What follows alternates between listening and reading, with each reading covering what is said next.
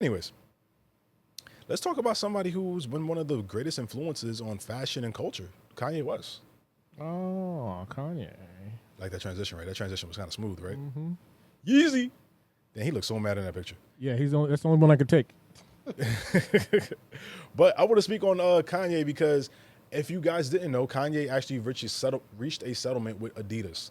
Uh, if you guys didn't know, Kanye was dropped from Adidas a couple years ago, obviously for his anti-Semitic remarks, and he's been going through litigation with Adidas all these years.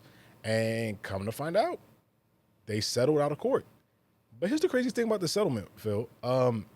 No money was exchanged or changed hands in this settlement. What? So what's the point? I said the same thing. So the full details of the settlement didn't come out, but in my brain, if Kanye or Adidas didn't get any money off of this, give me 1 second. Excuse me, I was just drinking Gatorade. Nice. That was a good one too. It was. Uh, I'm leaving it in. you can leave it in, I don't care. Pause. But the thing is, for Kanye to reach a settlement with Adidas and no money changed hands, do you think Adidas gave him back his IPs? They better. Right? That's the only thing that makes sense, right? Yeah. Because for me to make your brand bigger than what it was before, which is crazy, because Adidas is one of those long-standing brands, one of those trademark brands that you just know just by looking at the logo in this world, like Adidas, Nike, Coca-Cola, Pepsi, Universal Studios, Disney. Like you see these logos, you know what company that is when you see that logo. Adidas is one of those companies, right? Yep. So that's why it bothers me. I'm like, no money exchanged hands, but you guys came to a full settlement. Something's not adding up. Like 9 + 10 = 21. It's not adding up for me, personally. But I will say this though. I think the past 2 years, especially the past year specifically, showed that Kanye doesn't need Adidas. Kanye on his own website started releasing clothes and the Yeezy Pod shoes, the little sock shoes, for $20 a pop. Nice. And he was selling them out left and right. Granted, the shipping time was kind of annoying because I bought a couple of little shirts and I ordered it. I got it like a month later, which is cool. I don't care. I paid $20 for it. Like, listen, if Sheen, I will say this though, Kanye, if Sheen can get me my product less than a week, Kanye, you can do better as well. But I know you're doing it on your own merit. You're doing it with your own company, and you're doing a great job at it. Honestly, in my personal opinion, for somebody who's starting out in this, you're doing a great job at it. When I mean starting out your own clothing line in business, you're doing a great job. But to Adidas, I think Adidas is in a tough spot right now because you just lost your biggest asset in Kanye, and you just sold out the rest of the backlog product that you had in your warehouses of his stuff. Y'all sold it over the past year, so now you have no Yeezy anything, branding anything at all. Where does Adidas go next now? They're gonna try and find some new athlete, some new super athlete, and try and latch onto that. I mean, they kind of did already with Anthony Edwards from Minnesota Timberwolves.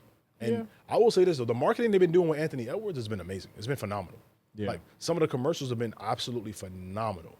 I truly think. I was in Atlanta a couple of months ago, and I think my Airbnb was over there by Tyler Perry Studios, right? And they have a huge mural of it's not a mural because it is a mural. They have a huge mural of Anthony Edwards on the side of the street. Anthony Edwards is from Atlanta, Georgia, by the way. And I thought it was dope, but Adidas, I think they might just latch on to Anthony Edwards. Only issue is Anthony Edwards, I don't think he can sell lifestyle. Nope. He can sell basketball easily, in my opinion. But I don't know if he can do lifestyle. But Adidas, I'll be watching, and I think it's going to be great. But Kanye, like I said, if you keep doing what you're doing, especially with those low price points, I think he could succeed better than Stephon Marbury or Shaq ever did in that price point area. You know what I'm saying? Man, I had Starberries though. Right? Starberries were like $15. Yeah, I had them. Shaq's always been like $20. Shaq's clothes always been like $20 at Walmart. I think Kanye can live in that space. I'm not saying Kanye can sell Kanye's not gonna sell his stuff in Walmart, obviously, right? But if he lives in that price point space, I think he can do great things because his stuff is not poor quality at that price point, honestly. No. I think he could do great things. Kanye, if you stay in that price point, you can really tap into a space that Shaq tried to do that became popular with low income households. Stephon Marbury did that, became popular in low income households.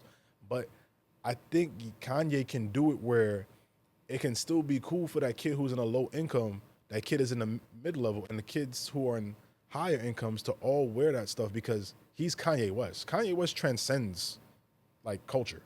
Yeah. And there's very few artists or people in general that transcend culture. You got what Kanye, Zendaya, Beyonce, Bad Bunny, like they transcend the culture. And what I mean by culture, I don't mean like the culture as in hip hop. Culture in general, like what culture they're from, they're not. You remember when Beyonce dropped that one song and everybody realized Beyonce was black? When she dropped Formation and every white person got scared of her for a little bit.